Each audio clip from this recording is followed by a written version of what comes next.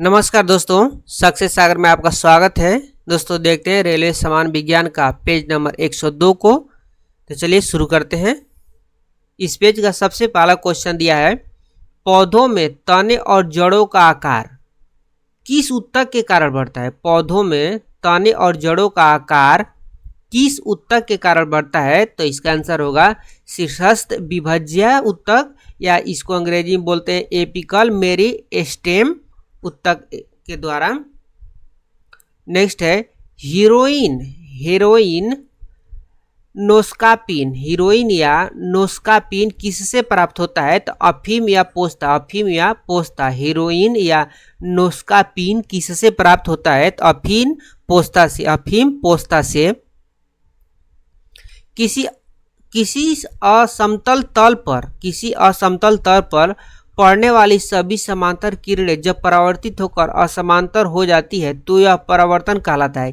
किसी असमतल तल पर पड़ने वाली सभी समांतर किरणें जब परावर्तित होकर असमांतर हो जाती है तो यह परावर्तन कहलाता है। तो विसरित परावर्तन कहलाता है। इसका आंसर होगा विसरित परावर्तन। शरीर में सबसे बड़ी अंतःस्रावी ग्रंथि है। शरीर में सबसे बड़ी अंतःस्रावी ग्रंथि है तो थायराइड। शरीर में सबसे बड़ी अंतःस्रावी ग्रंथि थायराइड है। मनुष्य के लिए ध्वनि की श्रव्य सीमा है। मनुष्य के लिए ध्वनि की श्रव्य सीमा है तो 20 हर्ट्ज से 20,000 हर्ट्ज तक। मनुष्य के लिए ध्वनि की श्रव्य सीमा है 20 हर्ट्ज से 20,000 हर्ट्ज तक। तत्व की सबसे छोटी इकाई है तो तत्व की सबसे छोटी इकाई परमाणु होती है। तत्व की सबसे छोटी इकाई परमाणु होती है।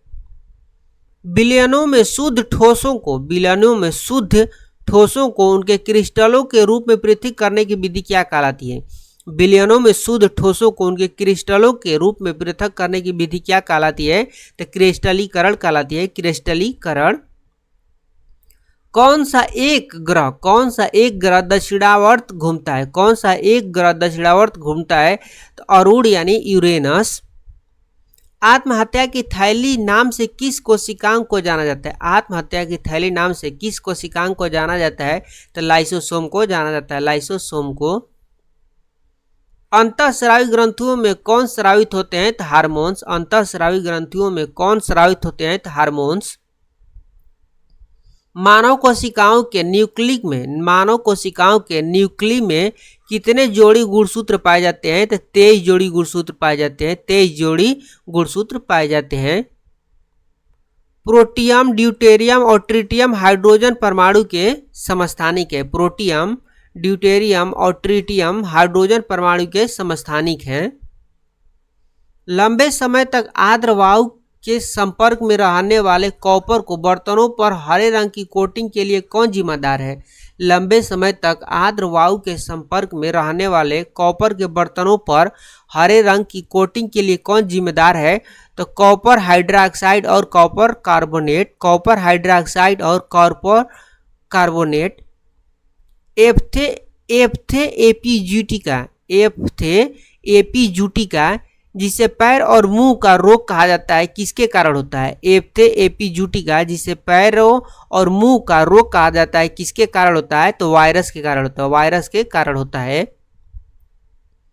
अर्धसूत्री विभाजन में एक जनन कोशिका कितने संतति कोशिकाओं से विभाजित होती है। अर्धसूत्री विभाजन में एक जनन कोशिका कितने संतति कोशिकाओं में विभाजित होती है। तो 4।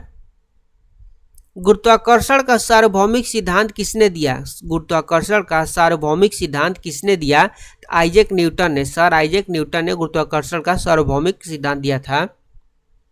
क्रीम से मक्खन अलग करने के लिए किस विधि का उपयोग किया जाता है। क्रीम से मक्खन अलग करने के लिए किस विधि का उपयोग किया जाता है।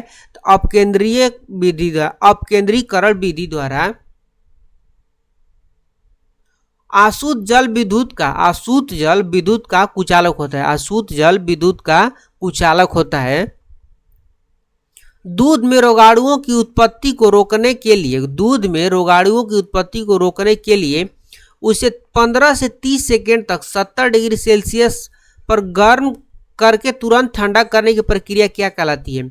दूध को रोगाणुओं की उत्पत्ति को करने के लिए 15 से 30 सेकेंड तक 70 डिग्री पर गर्म करके तुरंत ठंडा करने की प्रक्रिया क्या कहलाती है? तो पाश्चीकरण कहलाती है। पाश्चीकरण कहलाती है वह रासायनिक अभिक्रिया जिसमें कोई पदार्थ ऑक्सीजन से अभिक्रिया करके ऊष्मा उत्पन्न करता है तो कहलाता है दहन। वह रासायनिक अभिक्रिया जिसमें कोई पदार्थ ऑक्सीजन से अभिक्रिया करके ऊष्मा उत्पन्न करता है तो कहलाता है दहन। एक अंतःस्रावी ग्रंथि है तो पीयूष ग्रंथि। एक अंतःस्रावी ग्रंथि है तो पीयूष ग्रंथि एक अंतःस्रावी ग्रंथि है। गुर्दे में निर्मित छोटी पथरी को बारीक कणों में जोड़ने के लिए किस विधि का उपयोग किया जाता है? गुर्दे में निर्मित छोटी पथरी को बारीक कणों में तोड़ने के लिए किस विधि का उपयोग किया जाता है? तो अल्ट्रासाउंड। कार्बन डाइऑक्साइड अणु में कार्बन के परमाणुओं तथा ऑक्सीजन के परमाणुओं के द्रव्यमानों का अनुपात कितना होता है? कार्बन डाइऑक्साइड अणु में कार्बन के परमाणुओं तथा ऑक्सीजन के परमाणुओं के द्रव्यमान का अनुपात कितना होता है? तो 3:8 होता है। 3:8। पृथ्वी की त्रिज्या कितनी है? पृथ्वी की त्रिज्या कितनी है? तो 6.37 मिलियन किमी। 6.37 मिलियन किमी है पृथ्वी की त्रिज्या। पृथ्वी को नीला ग्रह क्यों कहा जाता है? पृथ्वी को नीला ग्रह क्यों कहा जाता है?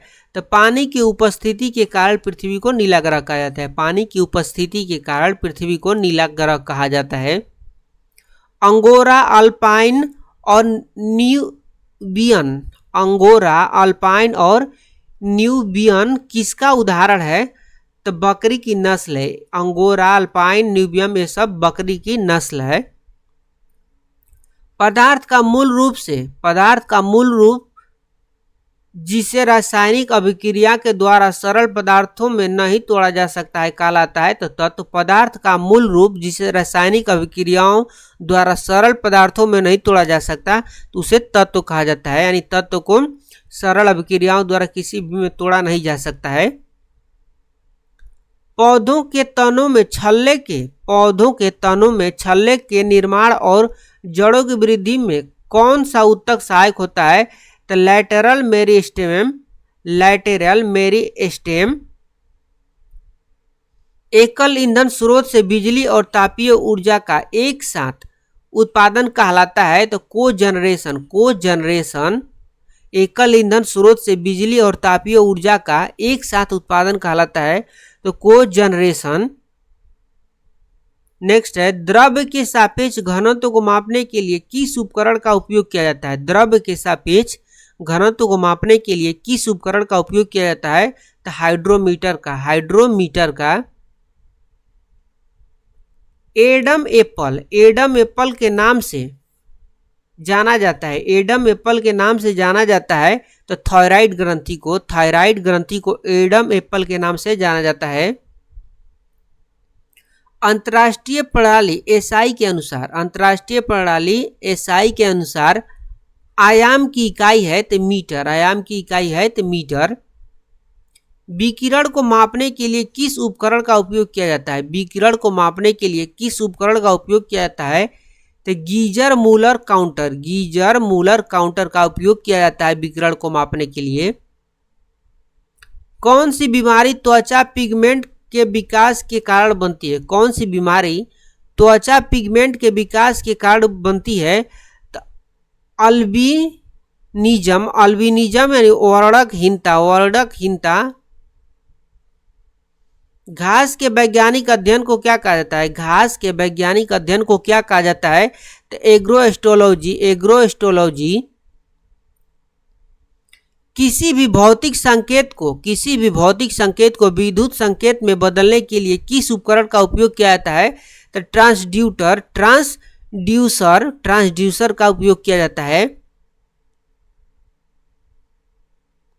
टंगस्टन का प्रतीक क्या है? तो W होता है। टंगस्टन का प्रतीक W होता है। किसे वोल्टाइक सेल कहा जाता है? तो गैल्वेनिक सेल को वोल्टाइक सेल कहा जाता है। वृद्धि के लिए अधिकांश कोशिकाएं विभक्त होती है तो कोशिकाओं के विभाजन की प्रक्रिया कहलाती है। वृद्धि के लिए अधिकांश कोशिकाएं विभक्त होती है, तो कोशिकाओं के विभाजन की यह प्रक्रिया कहलाती है तो सूत्री विभाजन। सूत्री विभाजन किस पिंड के द्रव्यमान और वेग का गुणनफल कहलाता है? किस पिंड के द्रव्यमान और वेग का गुणनफल कहलाता है तो संवेग का। न्यूक्लियॉन किसे कहा जाता है? न्यूक्लियॉन किसे कहा जाता है तो प्रोटॉन और न्यूट्रॉन को न्यूक्लियॉन कहा जाता है। एकल आवृत्ति की ध्वनि कहलाती है तो टोन। एकल आवृत्ति की ध्वनि टोन कहलाती है। एक विषम मिश्रण जिसमें विलेय कण विघटित नहीं होते, एक विषम मिश्रण जिसमें विलेय कण विघटित नहीं होते हैं बल्कि संपूर्ण माध्यम में निलंबित रहते हैं, उन्हें कहा जाता है तो निलंबन। उन्हें निलंबन कहा जाता है। सूर्य के प्रकाश को सूर्य से पृथ्वी तक आने में कितना समय लगता है? सूर्य के प्रकाश को सूर्य से पृथ्वी तक आने में कितना समय लगता है? 8 मिनट 20 सेकेंड। 8 मिनट 20 सेकेंड लगता है। मनुष्य की युग्मक अंडाणु और शुक्राणु में मौजूद गुणसूत्रों की संख्या कितनी होती है? तो गुणसूत्रों का एक सेट होता है। मनुष्य के युग्मक अंडाणु और शुक्राणु में मौजूद गुणसूत्रों की संख्या कितनी होती है? तो इसका आंसर हो जाएगा उसके ऑप्शन के अनुसार जो आया था गुणसूत्रों का एक सेट। गुणसूत्रों का एक सेट यानी 23 जोड़ी। मनुष्य में समान शोषण की प्रबलता कितनी होती है? मनुष्य में समान शोषण की प्रबलता कितनी होती है? तो 10 डेसिबल। 10 डेसिबल। बैक्टीरिया द्वारा होने वाला रोग है। बैक्टीरिया द्वारा होने वाला रोग है तो टाइफाइड। बैक्टीरिया द्वारा होने वाला रोग है टाइफाइड। इस पेज में इतना ही था। अब मिलेंगे नेक्स्ट पेज 103 के साथ। तब तक के लिए बाय बाय।